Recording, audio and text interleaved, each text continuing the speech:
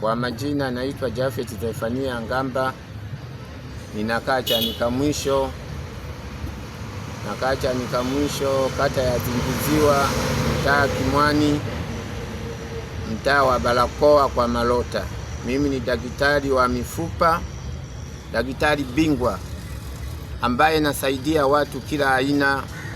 Wengine wanatoka Arusha, Mwanza, Kagera, yani seme kwa mikoa yote, ambapo wale wagonjwa wanashindikana Muhimbili, inabidi wanaelekezwa na kuja kwangu kuwasaidia. Wewe uwe umevunjika mbavu njoo, uwe umevunjika mgongo njoo, iwe nyonga, uwe mkono, ninatibu kwa wiki 2 tu, ni uhakika mtu anapona kabisa, anatembea vizuri. Na huduma hii umeanza kuitoa una muda gani basi? Mpaka kwa sasa hivi nina miaka 12 ninafanya hiyo kazi, lakini wakati ninaanza watu walikuwa hawaelewi, kwa sababu kilichonitambulisha sana nieleweke kwamba hiyo kazi naiweza. Kuna mke wa mkuu wa kituo cha polisi wa zamani anaitwa Kidonge. Mke wake alivunjika mkono ukashindikana pale Amana.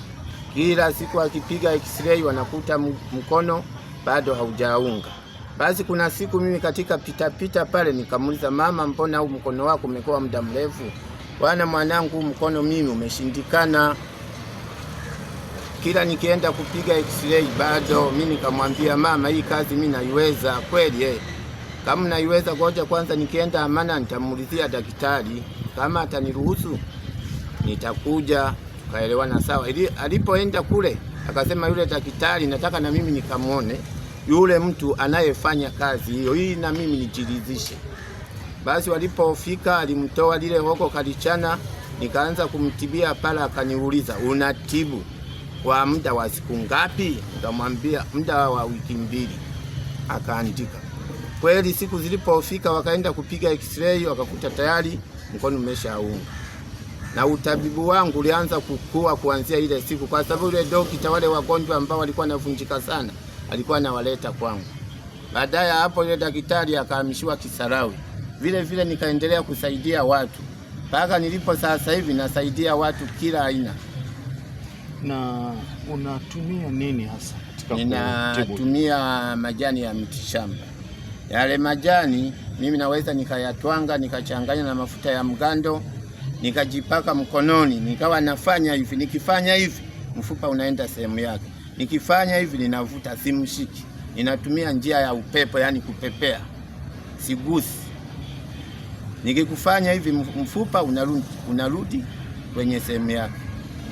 Na utaalamu unaotumia ulikuja kujaje kwa? Ule utaalamu wakati niko Mwanza, maana mimi nimetoka familia ya ufugaji. Pale mimi nilikuwa namuona babu yangu ng'ombe wanapovunjika miguu, walikuwa anatufundisha kuunga vile. Nimekuja kujaribisha kwa binadamu na ikawa tiba nzuri kuliko hata ng'ombe. Kwa hiyo utaalamu wako ulianzia kwenye mifugo? Nianzia kwenye mifugo kwanza, kutibia ng'ombe wanaovunjika. Maana ng'ombe anaweza akapanda kwenye korongo, kavunjika, kafanya nini. Hiyo dawa ndio tulikuwa tunatumia. Na ndani ya miaka 12 ambayo ya utaalamu wako, unadhani umeshasaidia Watanzania wangapi mpaka sasa? Ninavyoona hata hesabu haijulikani, kwa sababu kwa siku naweza nikapata wagonjwa 10, 20. Sasa hapo huwezi ukajua idadi mpaka miaka 12. Umeshawahi kukutana na changamoto yoyote kwenye huduma unayofanya? Unaweza ukakutana na changamoto, kwa sababu kuna mtu mwingine anaweza akawa amekuja na mtibia akawa kumbe hela ana, lakini anakuja kukuomba, mimi nitakuwa najitafuta kidogo. Kweli unamtibia anapona, alafu anatokomea usimoni. Hiyo ni changamoto kubwa sana. Unawahakikishia nini Watanzania ambao watakuwa na kufuatilia kupitia vyombo vya habari? Mpaka sasa hivi ninawaomba kila Mtanzania anayepata ajali anavunjika asihangaike na mambo ya hospitali, maana inachelewesha sana. Lakini mimi nasaidia kwa wiki 2. Hata serikali ya Mama Samia ninaomba inisikie, kwa sababu tuungane ili tuweze kuwasaidia Watanzania. Pata time zungumza na Watanzania ambao wanakufuatilia sasa. Sawa. Zungumza nao. hasa kwenye huduma hiyo waeleze wa Tanzania unavyo. Sasa ndio nachowaelezea Watanzania wenzangu, kama ninavyosema, wasione ugumu kunifikia na wafike wajionee wenyewe. Sema unapatikana wapi na wanakupataje? Ninapatikana Chanika Mwisho, kata ya Zingiziwa, mtaa wa Kimwani. Sasa napokaa Barakoa kwa Malota, ndio jina maarufu la mtaa naoishi. Mawasiliano yako? Mawasiliano yangu yanapatikana kwa namba 06746192. Naona wanatulizwa tu, lakini ile kwamba mtu kumtibia kwa dawa za hospitali mtu hatibiki, lakini mimi inatibia kabisa. Kisukari kinapona na magonjwa mengine ambayo magonjwa mengine, pressure ninatibu. Uvimbe, labda mtu ana uvimbe tumboni, ana kansa, mimi natibu, dawa zipo. Acha bwana sana. Na watu wapo mashuhuda ambao nimewatibu wapo. Ninavyowaambia ndugu wa Tanzania, mtu anayefika pale au amevunjika nyonga, kiuno, mguu, mkono, mbavu, ni uhakika ndani ya wiki 2, kwa sababu watu nio waponya wapo wengi. Wale ndio mashahidi wangu wengi. Labda daktari, tumeona ajali nyingi za bodaboda zimekuwa ongezeko kubwa sana, na kule Muhimbili watu wa bodaboda ndio wanaongoza.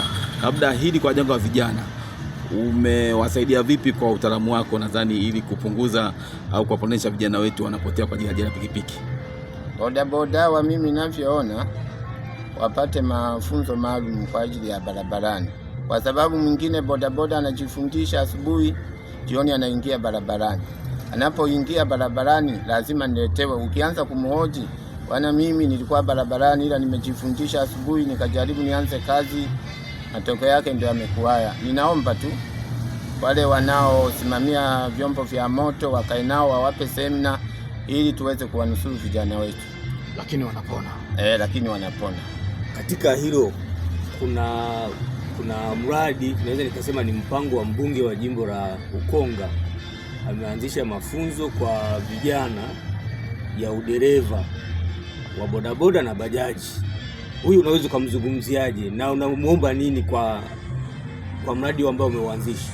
Hilo mimi ninaona ameingia na kazi nzuri, kwa sababu kama ameshaliona hilo ataweza kutusaidia, kwa sababu bodaboda imekuwa changamoto. Bajaji wengi wanatumia haraka sana.